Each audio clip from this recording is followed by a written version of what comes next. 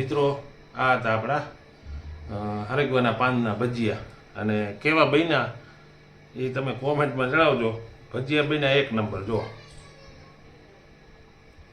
આજે ગરમ છે, બાકી તમે જો આમાં લીલી ચટણી, લાલ ચટણી, અને તમે આને એકવાર ટેસ્ટ કરો.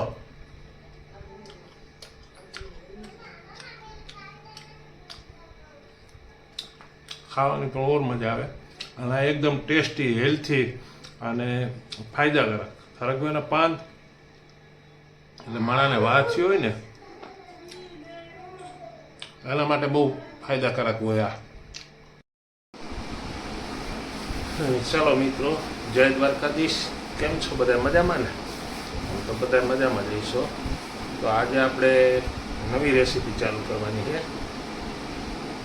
નવી રેસીપી ચાલુ કરવા માટે જો હું અત્યારે રેસીપી ચાલુ કરું એ પહેલાં મેં તમને જણાવી દઉં કે તમે કોઈ દી નહીં બનાવી એવી રેસીપી હું આજ બનાવવાનો છું. તો વિડીયોમાં બન્યા રહેજો અને આપણે રેસીપી ચાલુ કરીએ. તો પહેલાં તો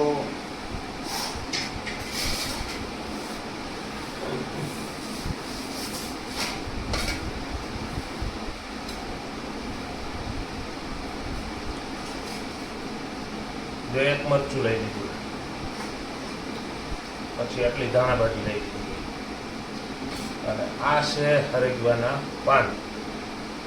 હરગવાના પાન એટલા લઈ લીધા. આનું શું બને એ તમે વિડીયોમાં બન્યા રહેજો અને જોજો અને હું બનાવું. તો પહેલાં આપણે આને સુધારી નાખું કરી લઉં.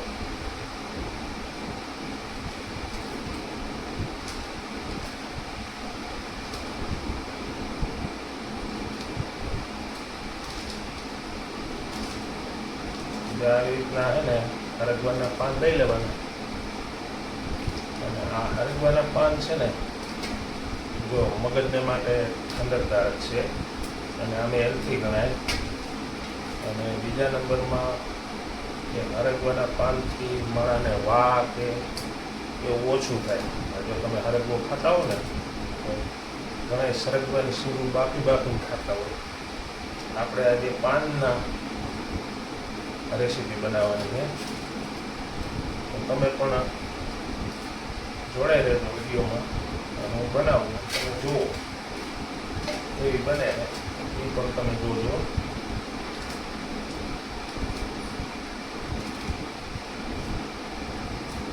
હવે આ પાનને આપણે હે ને ધોઈને પહેલાં હૂકવી નહીં થતા. હવે એને આપણે સુધારી લઈએ. આ રીતે સુધારી લેવાનું. એ સુધારાઈ ગયા છે.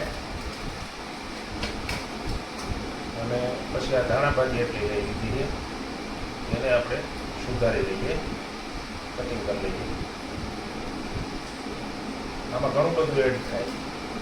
તમારે કોઈ મેથી છે, કોઈ મૂળાના પાન છે, કોઈ પાલકના પાન છે. આ બધી તંદુરસ્ત વસ્તુ છે. હવે આપણે ધાણા ભાજી પણ આપણે સુધારી લીધી છે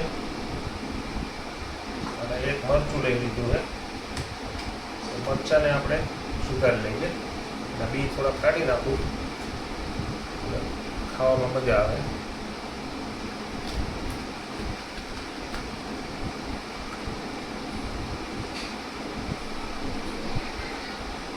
આ રીતે સુધારી લેવાનું મરચું.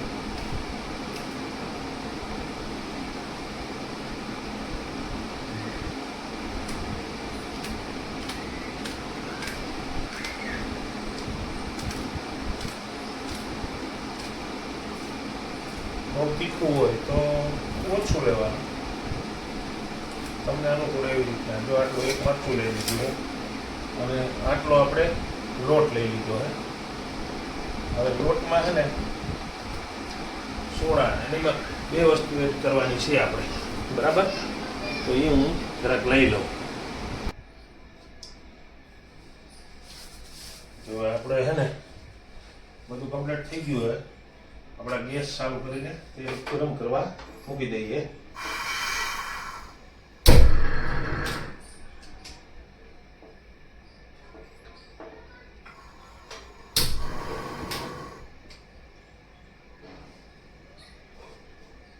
હવે આપણે તેલ મૂકી દીધું અને આપણે લોટને બાંધી લઈએ.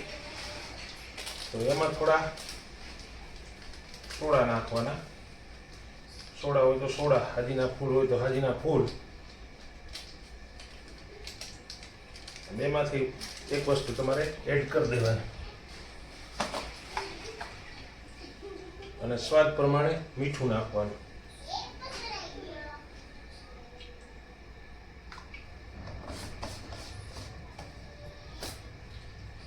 આ બધું નાખી અને આપણે લોટને બેટર તૈયાર કરવાનું છે. જો આમાં લીંબુ નાખવું હોય લીંબુ નાખી શકાય, છાશ હોય તો છાશ નાખી શકાય.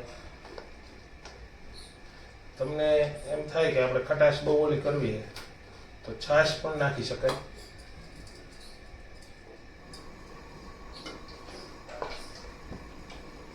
લીંબુ નાખવું હોય તો લીંબુ પણ નાખી શકો.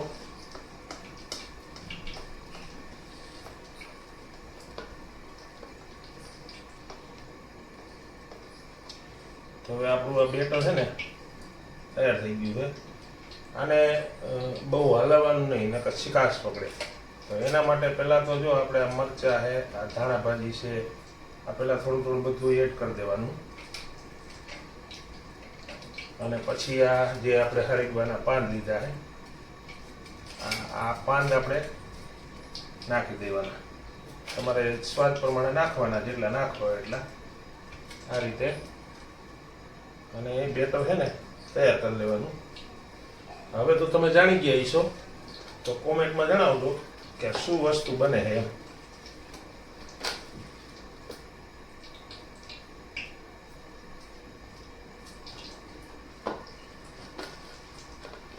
હવે આપણું બેટર તૈયાર થઈ ગયું.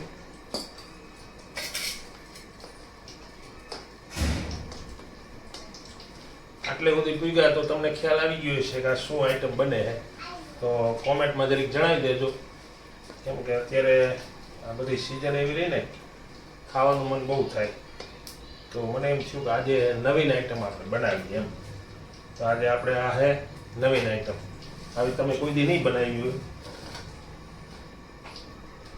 હવે આપણું તેલ ટેસ્ટ કરી લઈ, જો આવી ગયું હોય તો. હજી આવ્યું નથી, આવે પછી આપણે તૈયારી કરીએ.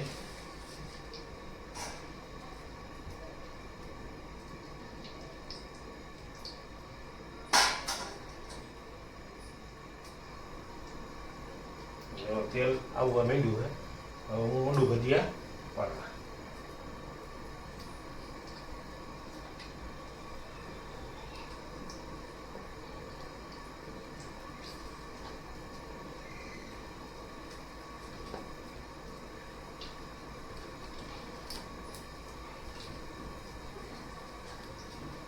આ વસ્તુ છે ને હેલ્થી અને અમે તમારે ખાવામાં બહુ અનુકૂળ. જો કોઈના પગ દુખતા હોય, કોઈનું માથું દુખતું હોય, આવું બધું હોય ને, તો તમે હરીગવાના શાક છે, હરીગવાની ભાજી છે, આ વસ્તુ તમે ખાઓ ને તો બહુ લાભદાયક છે.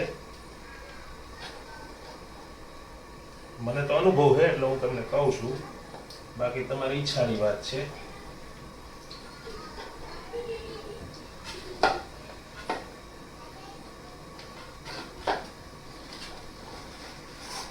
આ રીતે આપણે હરેગવાના પાનના ભજીયા, આવા તમે કોઈ દી ખાધા નહીં હોય.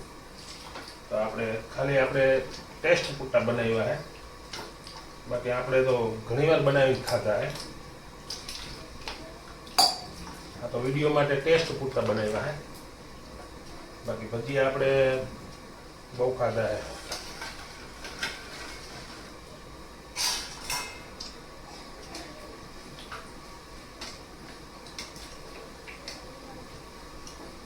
બને ને એટલે તમને તો એમ જ લાગે કે આ વસ્તુ છે ને ખરખું જો એટલે એમ જ કે આ મેથીના ભજીયા છે ટૂંકમાં મેથીના ભજીયા નથી આ હરગવાના પાનના ભજીયા છે અને તમે પણ એકવાર ટ્રાય કરીને ખાજો તો આ રીતે આપણે બને છે હરગવાના પાનના ભજીયા જો છે ને ત્યાં લાઈવ